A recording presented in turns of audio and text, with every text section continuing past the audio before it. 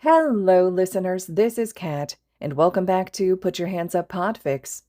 This will be the continuation of Deku D.O. This will be Part 15, Chapter 16. The sound of the humming neon lights in the internet cafe only served to emphasize the awkward silence. Izuku stared at his cup ramen self-consciously. Across from him, Sakamata shifted uncomfortably in his too-small chair, looking distinctly out of place. The only other person in the shop, a teenage cashier with pink hair and a few too many eyebrow piercings, who stared mouth agape. Sakamata cleared his throat pointedly. The teen blushed and hurriedly averted his eyes. "So, you have something to say?" Izuku grumbled. "Right. Yeah, I owe you an apology." "No shit." Sakamata winced at the language. His little Izuku Kohai had grown up into an angsty teenager without him. "I don't expect you to accept my apology or forgive me. That would be an unfair ask. But I owe you an explanation nonetheless. You remember that I was still in training to be a hero when I last saw you at the clinic?" "I remember." "It was my last year of hero school, and I had a hero work study with a hero named Big Red Dot. I don't know if you know him. He's in Singapore now, and he did a fair amount of undercover work since he doesn't look like he should be a hero, due to his lion mutation." "I know him. I did an analysis on him as a kid since he had a dual mutation and emitter quirk. Tidal bore, right?"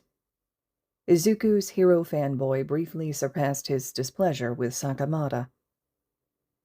"Exactly. It's why he took me in. I was a kid with a scary mutation quirk and water emitter abilities. No one else could have trained me better." "And what does this have to do with you abandoning me?" "I'm getting there. Like I just said, Big Red Dot did a lot of undercover work. As his only work-study student, I trained for undercover operations as well. Shortly before I last saw you, I was informed that I would be going undercover with Big Red Dot for the first time.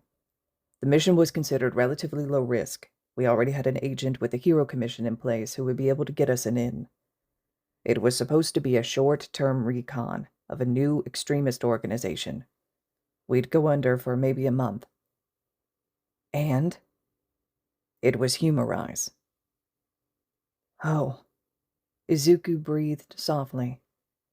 Humorize was not a well-known organization among the general public in Japan, but it was infamous in the quirkless community. Humorize claimed that quirks were evil contaminations, and the quirkless clean and pure. They recruited among the quirkless, and it all seemed well and good for the quirkless community at first. But Humorize didn't respect the quirkless. They fetishized them as objects of their idealism. It was a new form of anti-quirkless discrimination under a veneer of pretty words and promises. The quirkless people they recruited lost their freedom and autonomy, became lifeless dolls to be seen and not heard, and in the worst cases, became experimental test subjects. Meanwhile, the organization's acts of global terror served to stir up anti-quirklessness across several government regimes in South America. Yeah, it became immediately clear that I would need to cut ties with the clinic and everyone associated with it a few months before going undercover. By the time I had found out about the pending mission, there was no time for me to go back and tell you I would be out of contact for a bit. Humorize already knew about me, and any attempts I made at communicating with you would have put you in danger." "That doesn't justify leaving without a word and never coming back." "I never claimed that it did, but it's the only explanation for my actions I have to offer. At the time, I really did think I would be able to reach out to you once the mission ended." "And? So what happened?" "The mission went wrong. Badly wrong. The whole thing was a trap. The Hero Commission agent had already betrayed us. There was a massive battle, and Red Dot and I barely got out alive, let alone with significant evidence. What little we did have ended up in the hands of a corrupt police officer and got destroyed. We suspected that the Shia Hisakai may have had a hand in it, but we couldn't find a definite connection between them and Humorize. Between the lack of evidence and the Commission's desperation to cover up the betrayal, the case was dropped. Of course they wanted to cover it up, Izuku snorted. The problem came from the fact that Big Red Dot and I were now known as threats on Humorize's radar. We had no way of knowing if they were monitoring us, but Red Dot thought there was a significant chance they were. I also suspected that the Commission would be keeping close tabs on us to make sure we didn't spill the beans about their agent. And so you couldn't come back, Izuku concluded. And so I couldn't come back, Sakamata agreed. It was just too risky. I couldn't put you or the clinic in danger like that. The only reason I'm even able to speak to you now is that we have a valid excuse for knowing each other now that has nothing to do with the clinic. I'm sure the fact that I'm no longer quirkless doesn't hurt, Izuku added ruefully. While I certainly am shocked by that development, I don't think your quirk status would have really mattered at this point. If you were a quirkless hero student, I'm sure Humorize would already have their eyes on you. Then why didn't you reach out to me after I became a hero student? Did you really stop caring enough to keep tabs? I mean, hell, I was on national TV during the UA Sports Festival. You forget, Izuku, I was also a kid, and I couldn't turn to anyone for help without putting you or the clinic in danger. So for both of our safeties, and to be honest, my own sanity, I never looked back. Izuku stabbed his chopsticks into his now soggy noodles angrily. And the sports festival? I was patrolling. My sidekicks are responsible for forwarding the names of any potentials for internships to me. I'm still upset with you. Izuku frowned. I get what you're saying. I understand the logic, but now it's your turn to listen to me. I was a kid. A significantly younger and less mature kid than you were. A quirkless kid who was ruthlessly bullied and only had one real friend in the world. And that friend, that older brother, just disappeared without a word one day and never came back. So yeah, I assumed it was my fault, and that you abandoned me because I was a worthless, quirkless nobody. And I never had another friend after that. Never let anyone truly close because I figured I didn't deserve to have friends anyway. And even if I did, they would just leave me in the end. It took me years to start talking to people again, and a fucking quirk to feel safe enough to let some of them in. What you did broke me in a way none of the bullies or grown-ups ever had. Even if you had a good reason, even if it really was all for my sake. You don't get to just come here and erase all that. And then Izuku burst into tears. You know what the suckiest part of this whole thing is? Izuku sniffled into Sakamata's embrace. Aside from the whole abandoning you thing. Izuku let out a weak chuckle at that. Yeah, aside from that. No, what? I really want to hate you. I should hate you, but I can't. I think a lot of siblings feel that way. Shut up. You have a lot of atoning to do if you want to get back to brother status. I'm still mad. You can be mad at me for as long as you need to. This time, I'm not going anywhere. Sakamata promised. Don't make promises you can't keep. You still have to go through Mom. Izuku hadn't known until that moment that it was possible for orcas to pale sheet white. So, how was your chat? Inko asked her son softly over the phone. A lot. Izuku sighed. I said some things I needed to say, and he had a really good reason for doing what he did, but it's going to take a while for me to forgive him. You're allowed to take as long as you need. I know. I told him he needed your forgiveness, too, if he wanted a relationship with me. I imagine he'll stop by in the next few days. I'll be sure to be on the lookout then. Don't let him off too easy. He deserves to experience some of the consequences of his actions. Oh, no need to worry about that. Inko smiled sweetly. He messed with my baby boy. He will answer for that. Izuku swore he could hear knuckles crack. Good. Izuku chuckled nervously. Now I need to get back to my shift. I'll call you this weekend. All right, sweetheart. I love you. I love you more. I love you most. Izuku hung up the phone and slid it into his lab coat pocket. What was that about? Natsuo questioned, nosily.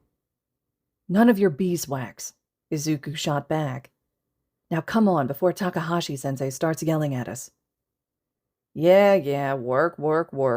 Natsuo rolled his eyes as they walked back into the hall. Any bets? Quirk accident? That's cheating. You've got to be more specific than that. It's not cheating. If I said car crash, you wouldn't ask what kind of car. Before Izuku could finish his argument, he was interrupted. Hey, wait! Yoshida blocked them from moving further. Eraserhead just brought someone in. Don't go into the ER if you don't want to get caught by him. Shit. Izuku cursed quietly. This was becoming a semi-frequent occurrence. Well, he already knows I'm here. Natsuo breezed past Yoshida. Sucks to suck, Zuku-chan. Don't worry too much. We need to go prepare the OR anyways. The patient Eraser brought in has partial to full-thickness burns that need debriding. Coverage?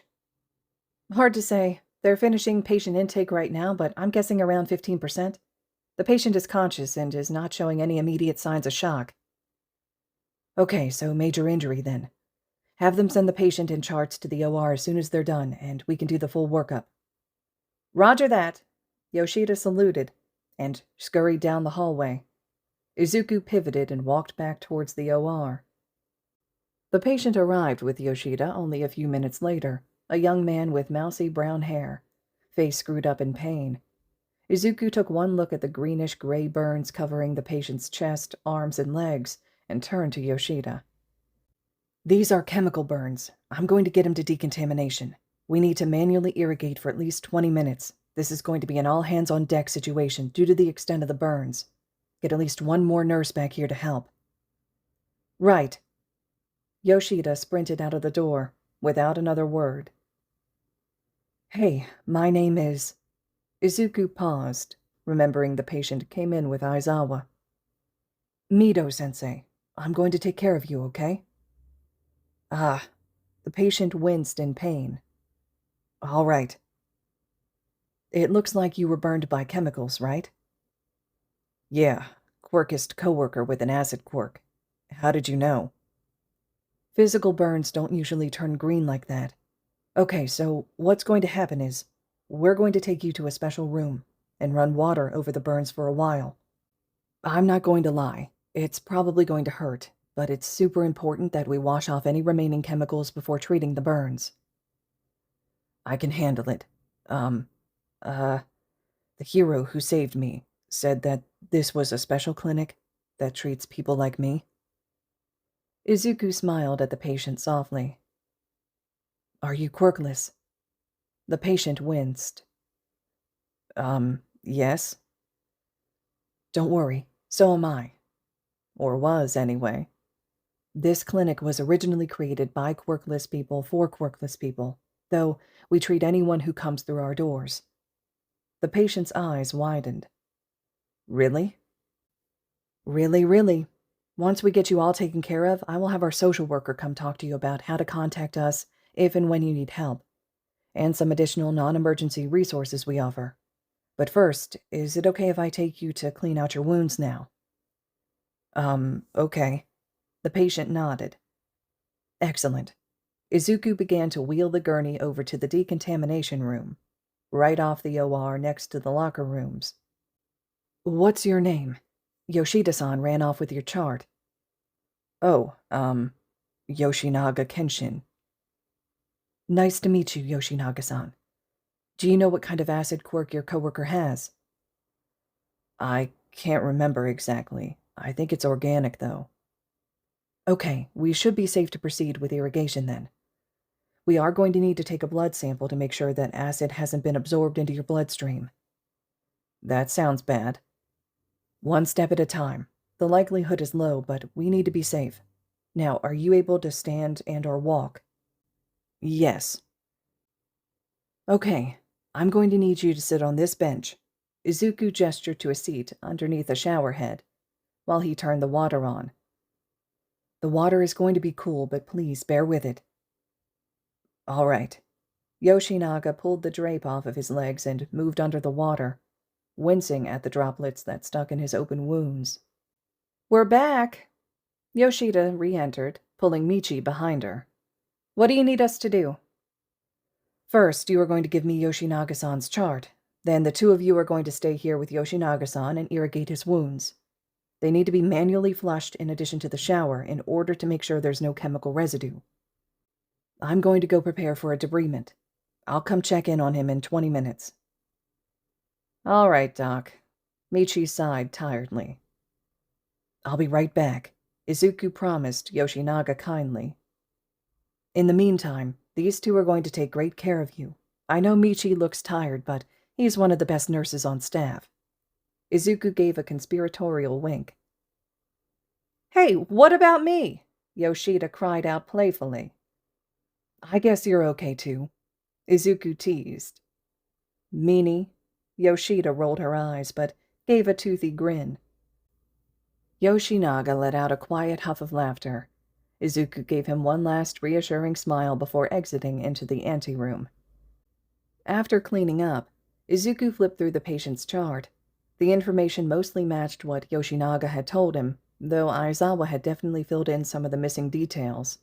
The assailant, who had been arrested by another hero on the scene, had a formic acid quirk. Izuku made a note to order a blood screen for systemic poisoning. Formic acid is the toxic intermediate in methanol poisoning, heightening the risk of significant organ damage if the chemical entered the patient's bloodstream. Izuku closed the file and reached for the phone on the wall. Nurse's station, this is Umeda. Hey, this is Midoriya. I'm calling to order a blood screen for the chemical burn patient. Yoshinaga Kenshin. Formic acid serum. Also, let's run a metabolic panel, anion gap test, peripheral smear with reticulocyte count, serum bilirubin, lactic dehydrogenase, CBC, and haptoglobin. Hang on, can you repeat the last two again? CBC and haptoglobin. Got it. We will send someone in to do the draw as soon as they are available.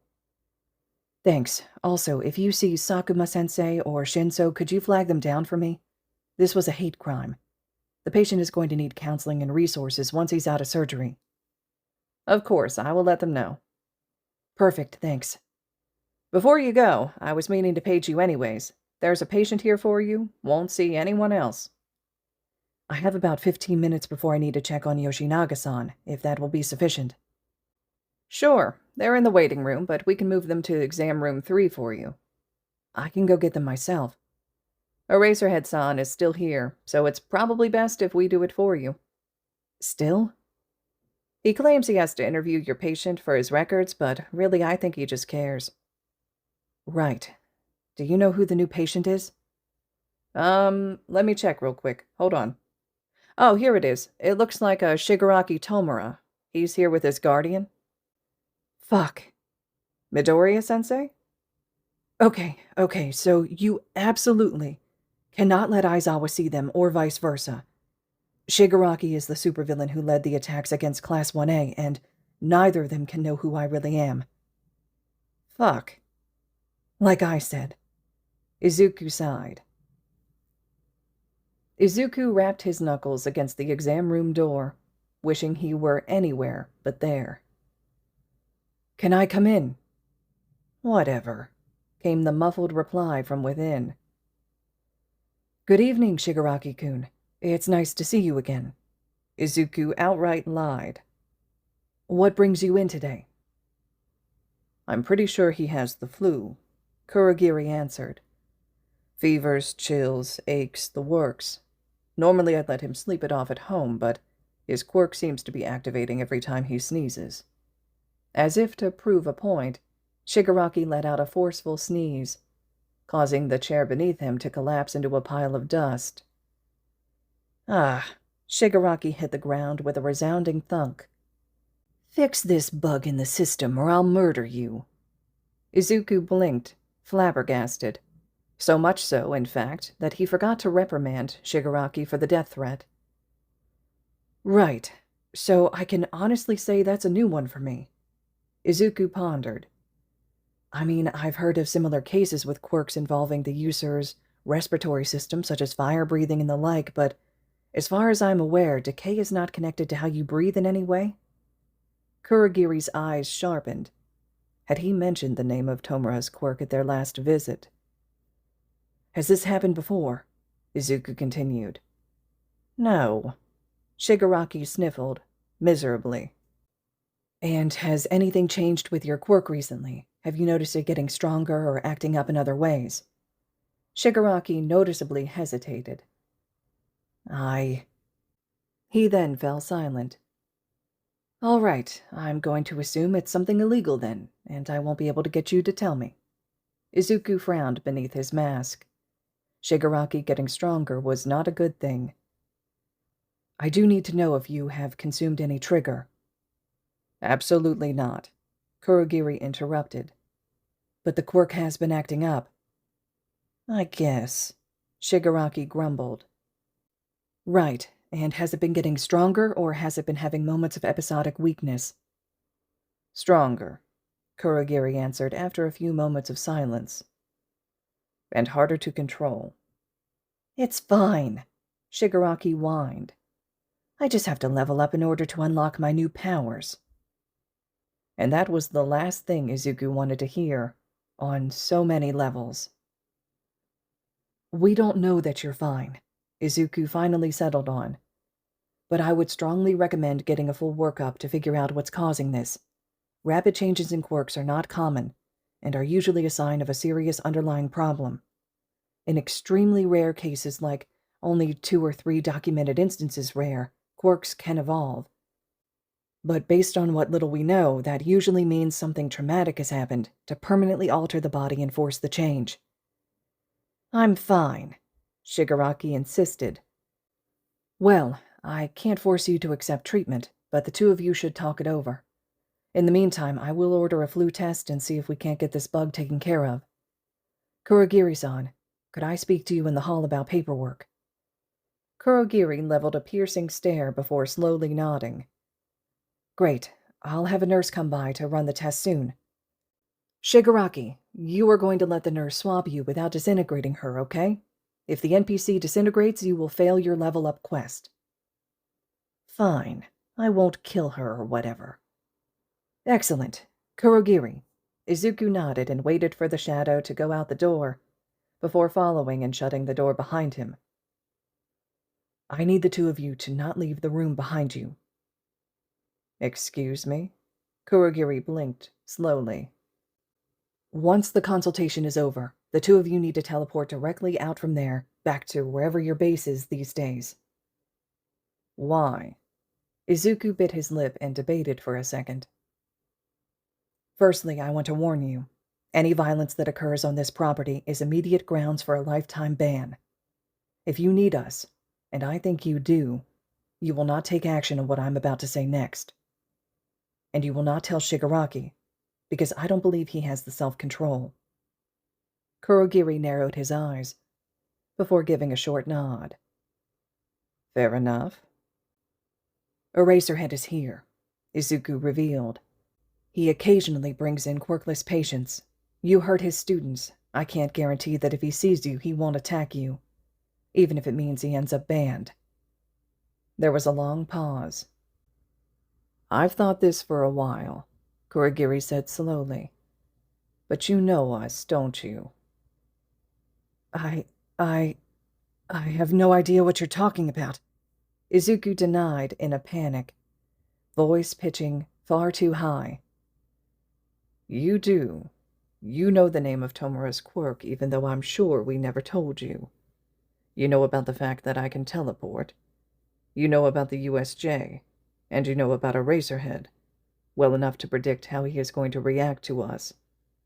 You were there, and you certainly weren't on our side. So which is it?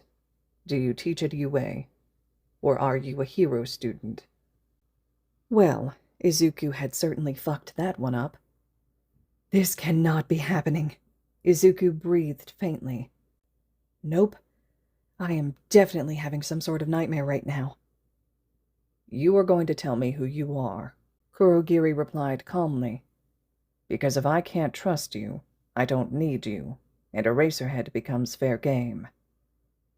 Silly me, Izuku spat out sarcastically. Threatening his teacher and patients was a surefire way to get him pissed. I nearly forgot you were a supervillain and not my most annoying patient's overbearing dad. You're right, I'm a hero student at UA. And you probably wouldn't trust me if you knew who I was exactly. But more than that, right now I'm a doctor. A doctor that works at a clinic that treats anyone, no matter who they are or what they've done. And I take my responsibilities to my patients seriously. If I was going to hurt you or Shigaraki, I would have done it the first time you came here. And I certainly wouldn't have told you a pro-hero I care about is here. But as long as Shigaraki is my patient, I won't hurt him, except in self-defense. That being said, if you attack this clinic, or UA again, I will fight back, and I will win again. Because you should know by now that I don't accept losing as an option.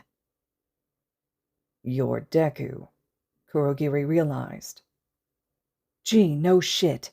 Izuku pulled the surgical cap off his head, revealing bushy green curls. Now you have a choice to make. You can trust me and let me help my patient, or you can leave and never come back. Kurogiri fell silent. Well, you think about that. I'm going to put Shigaraki's labs in. If you're not here when I get back, I guess I'll have your answer. And Izuku spun around and ran right into Shinso. Oof, watch where you're going. Sorry, Izuku mumbled, still overwhelmed. Umeda-san said you needed a psych consult? No shit, Izuku snarked before taking a deep breath. Sorry, didn't mean to snap at you. I'm about to perform a burn debridement on a quirkless patient who was the victim of a hate crime. Once he's moved to recovery, could you talk to him? Make sure he's got the supports he needs in place. Of course. Are you okay? You seem out of it. Well, my identity just got discovered by my patient's dad, nanny, guardian figure, who is also a supervillain, who has attempted to murder me multiple times, but other than that, I'm just peachy. Yeah, so that's a lot. There was a beat of silence. Are you safe right now? Shinso asked, concerned. Dunno. We'll find out, I guess. But I'm not going to give up on my patients in the meantime. Okay. Finish up your shift and get back to the dorms where you're safe. I will get someone to take over your arch-nemesis for you, and you will be seeing Sakuma-sensei for a psych consult before your next shift. Right. Yeah. Okay. It really had been a lot. Izuku was angry, he was scared, and he was exhausted. It had been an emotionally draining and overwhelming night before Kurogiri discovered him. So perhaps Izuku could be forgiven for the fact that it completely slipped his mind to warn Shinso about Aizawa. All right, listeners. This concludes Chapter 16 of Deku D.O. It's been about a year in between posting for some of the chapters when we did the re-recording for the last time when we did Chapter 15. So it's definitely been a journey for this fic, and the author has stated that it's going to keep having chapters. They'll keep working on it. Might be some breaks and things in between, of course, but I plan to continue with this podfic, just as the author has stated they plan to continue writing. So just keep an eye out for the next time a chapter will be posted. I really appreciate those of you who have stuck this out. It's such a great AU. I love the dynamics that exist in this one, the characterizations, the story that this author's created, and I think a lot of you feel that way as well, which is why you've stuck this out already. So please let me know your thoughts and reactions. Drop the comments below. The fic is located over on AO3, so if you'd like to slide over leaving comments, kudos, and support to the original author, I'm sure it's much appreciated. And as always, thank you all so much for listening.